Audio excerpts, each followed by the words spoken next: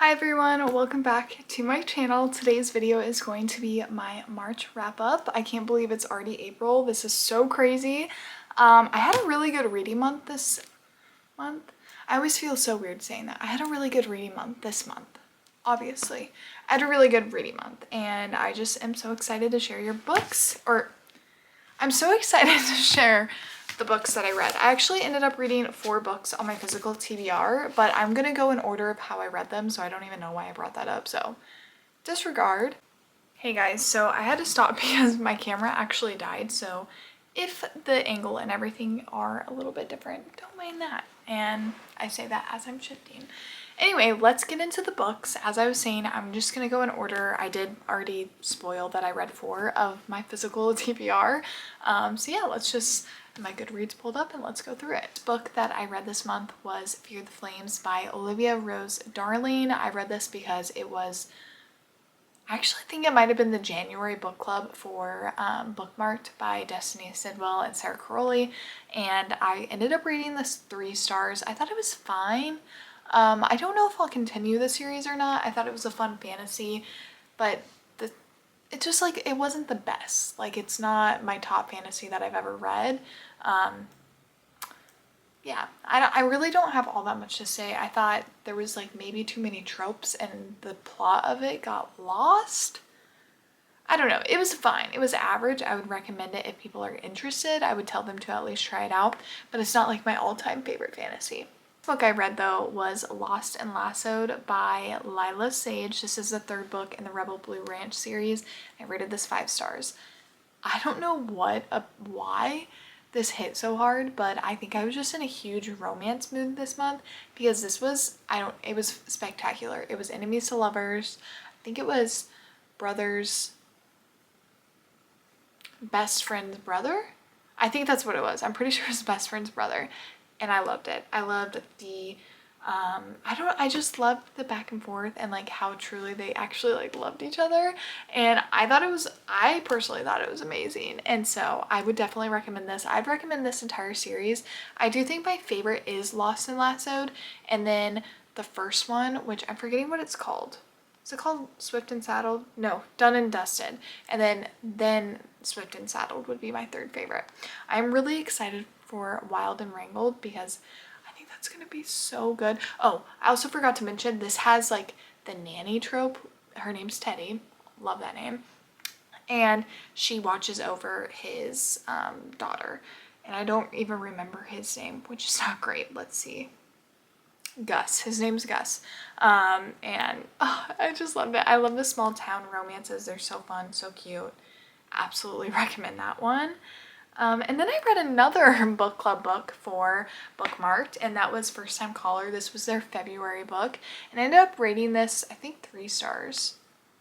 No, I rated it 4 stars. I actually really enjoyed this. I thought Aiden was sometimes a little annoying, but overall, I really enjoyed it. I do see how it's comparable to Sleepless in Seattle, but I wouldn't say this is like an adaptation of Swift and Saddle. What? This is not an adaptation of Sleepless in Seattle. It's just, it takes like a plot point from it and then makes its own thing. But I really liked it. I really liked the artwork. It's beautiful. I also enjoyed the little tidbits that you get of them on the air. I think they had really good banter. And like I said, I was just in a romance mood because all the romances, it feels like, really hit this month. I didn't read that much, but I read enough to where I was loving it. But anyway, then I read, this is like a huge shift because this is a science fiction dystopian novel, and that is I Who Have Never Known Men by Jacqueline Hartman. And this is a translated work. I believe it was in French. I don't actually know how to be certain, but if I'm remembering correctly, it's in French originally, but of course I read the translated version, and I rated this 5 stars. I personally thought it was really impactful. I thought it had a good discussion of sexuality and womanhood and community. I just think that's really interesting because our main character has never known men, and people could argue that, and I understand where you're coming from, but I get why it was titled that, and I just think, I don't know, the last sentence of it, I don't know, it stuck with me really, like deeply. And the main character is nameless. Like, they don't even have a name, which is super interesting. But yes, I really recommend this. Honestly, not only did I read like a good amount of books this month, I also just like kind of read bangers, which is kind of awesome. But anyway, moving on, I read, well, I feel like I should have said this. I made a goal this month to finish out the Goodreads like ribbon challenges, and so I actually did accomplish that. I've read 6 out of 6. I think I read 4 this month. I think I had already had 2 done. But one of those was called The Essential Reader, which it basically showcased Black authors and their literature or their nonfiction work, just their Black authors' work. And one of them I actually had on my shelf, and that is There's Always a Seer on Basketball and Ascension by Hanif Abdurraqib. And I rated this 5 stars. I thought it was incredible. I actually got to meet him and he signed this, which is super cool. Maybe. There it is. And I can take that bookmark out now. But yeah, I just thought this was incredible. Of course, there were well, I feel like I should say this technically is a memoir, but it like the structure of it is so cool because it does say on basketball, and the second main character essentially is LeBron James. It is Hanif's own personal experience and his life growing up as a Black man, and not only just a Black man, but a Black man in Ohio. And he kind of like goes along with LeBron James's life. And with that basketball theme, the book is set up in, there's like pregame, and then there's first quarter, and then there's a timeout, and then there's between quarters, and then there's second quarter, and then halftime, and so on and so forth. And I've never seen anything like that, and I felt like whoever came up with that is truly like so smart. Yeah, you have first quarter, you have a timeout, an intermission, second quarter, timeout, intermission, and that's kind of the theme that it follows, and I thought that was so cool. And I never thought I would know this much about Ohio or like appreciate Ohio. Well, I feel like I'm saying it weird now. I thought this was really good, and I do recommend people read it. And I'm glad that the Goodreads had this challenge because this made me prioritize this because it was on my physical TBR. But anyway, yeah, his work is phenomenal and I absolutely recommend him. I read a book for my own personal book club. I joined a book club, like a real life book club, and we had our first meeting this past week, or last week, whenever this video is being published. But we read Legends and Lattes by chavez-gregory. I didn't ever think I was going to read this, but I actually really enjoyed it. I rated it 4 stars. It is a sapphic, like very cozy, low-stake romance fantasy. It's more, the romance isn't like the main plot point, but there is a romance in it, and it, like I said, it's sapphic. And I know nothing about Dungeons and Dragons, or I think that's what this is like kind of based off of, but I love this. It was so low stakes. Like, I just wanted a cozy read, and this was here, and it was perfect. And I really liked Viv, and I liked Tandri or Tandri. I liked all the characters, like everyone. I don't know, it was very cute, and it had a really cute moral of like life, essentially. It was telling a really sweet moral, I guess. Like, the point of the book was really sweet, and I really liked it. And I might read the prequel or the other books that are coming out related to this. So we'll see. I am glad I picked it up. I never thought I'd pick it up, and I did. And that's what book club is for, is to pick up books that you're not normally going to pick up. So very happy with that. And then I actually read another book for the Goodreads challenge, ribbon challenge.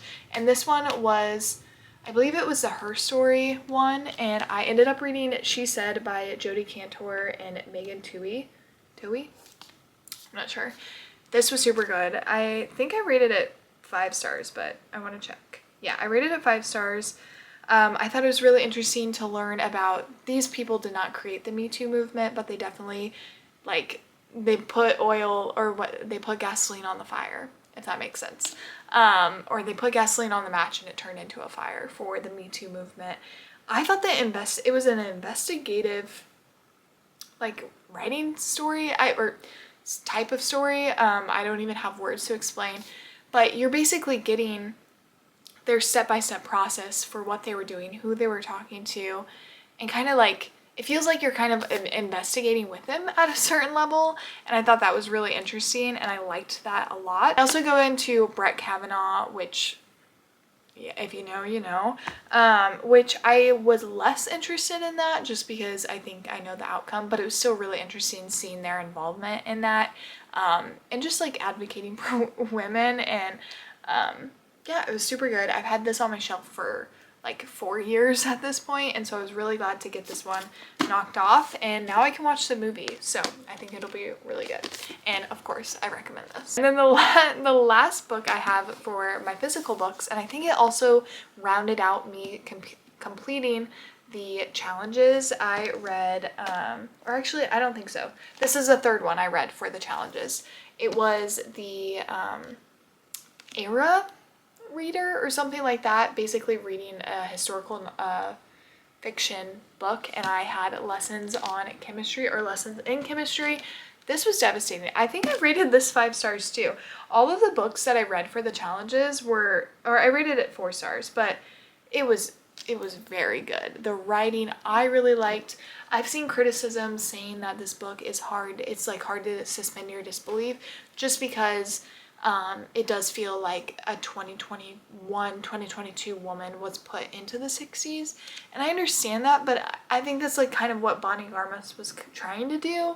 Because the main character, Elizabeth Zott, is definitely like radical for the time period. But I don't know, I enjoyed it. I also want to watch the show for this because, oh my gosh, I just remembered how it gutted me at a certain point. Guys, that was crazy. I love this, and I don't know, I wanted to row. Like, why do I want to start rowing now? I don't even, like, is this even what you do? Probably not. Jackie, if you watch this, get me on a boat. Get me on a boat. I'm just kidding, but like not really. Like, I kind of want to. But anyway, I really enjoyed this. I don't have much to say just because I don't know. I don't have much to say. Oh, actually I do. I actually got this signed too. And now that I finally read it, I'll stop saying that on my channel. But there it is. Now we're going to talk about the last book that I read for the Goodreads ribbon challenges, and that was Leather and Lark. I think. I'm pretty sure this is what I read for the Sweet and Spicy. I'm actually not that sure, but I did read Leather and Lark, and I rated it 3 stars. This is the second book in the Ruinous Love trilogy, and this one followed, the girl's name was Lark and the guy's name was, oh gosh, it's so bad that I don't remember it. Hold on, we have to look. Lachlan. Yes, Lachlan. And so he's a contract killer, and she is like an indie songwriter, but she's also crazy. Like, all of these people are crazy. It's a dark, like, kind of comedy romance. So if you're interested in that vibe, if you liked Lights Out, I would recommend this. I do think this was my least favorite out of the 3, because my next book is actually Scythe and Sparrow. And this one, all the male protagonists are brothers, and then they find their love interest. And so this one was Rose and then Fionn, and he was a doctor, and she's like a circus like performer, but she gets hurt.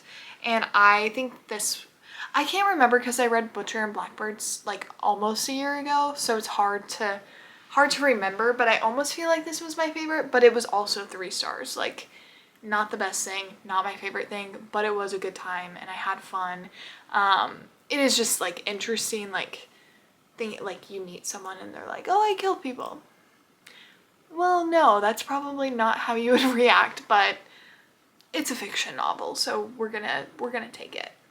But anyway, we're moving on. We have 3 books left, and I don't know what it is. I was behind on bookmarks, book of the month, so I ended up reading Promise Me Sunshine, which was March's book club, and should be coming out later this week. So finally, I'm prepared. I don't have to wait to read the book. But yeah, Promise Me Sunshine is by the same author of Ready or Not, which I actually haven't read, so I just feel like that book's popular, so I feel like I should bring it up. But this one was about a girl who loses her best friend, and she can't keep a job, so she's been kind of nannying, and she meets Miles, the uncle of one of her girls that I think the girl's name is Ainsley, and they just kind of form a relationship, a friendship, and it kind of helps her not to get over her grief, but to move through her grief.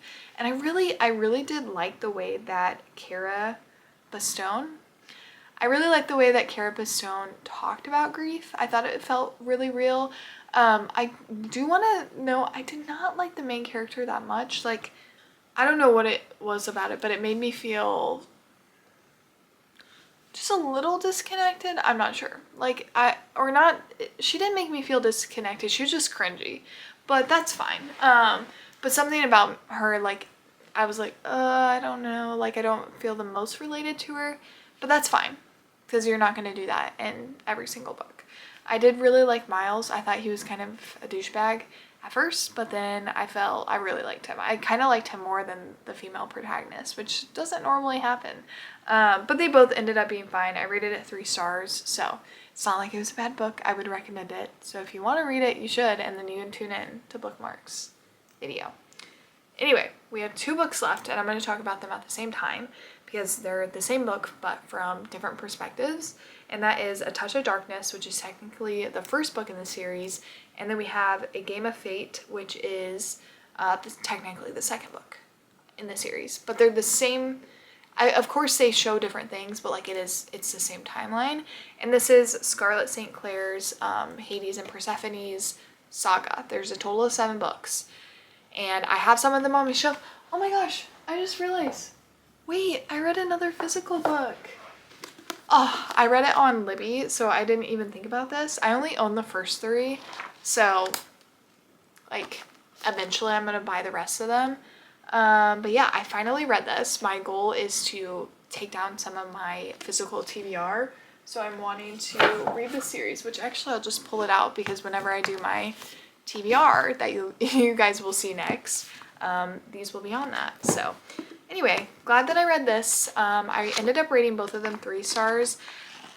I don't really know how I feel yet. I think they're fine. Like, I think I'm gonna finish out the series, even though I thought it was only a 4-book series, but it's technically a 7-book series because 3 of them are from, or I think 2 of them are from Hades' perspective, and then the 3rd one is from like a whole bunch of people's perspective. So anyway, I'm in for a treat. I'll have to wait until I read the entire series to kind of give my thoughts, just because I'm not sure. It's fine. It's not my favorite Persephone Hades retelling, but then I'm also thinking of like, how many Persephone Hades retellings have I read? The only one I can think of is I did read Lore Olympus when it was on Webtoon, and I really want to own the physical books because I was obsessed with them when they were coming out weekly. But anyway, I don't really have anything right now to say about them other than they're 3 stars, and they're fine enough for me to continue reading them. I actually started A Touch of Ruin. I think this is the second one. Yes, I actually started this today, so should be finishing this in April. But anyway, those are all the books that I read this month. I actually have no idea how many it was, but I'm happy with reading 5 books off my physical TBR. I know that's not a lot, like, compared to the shelves that I have behind me, but this is progress, guys. So, little wins. Anyway, thank you guys so much for watching. Let me know what you read in March, if you read any of the same books, if you're also part of Bookmark, if you want to start a book club. I could do that. No, I couldn't. That'd be too hard. I don't know why I did that.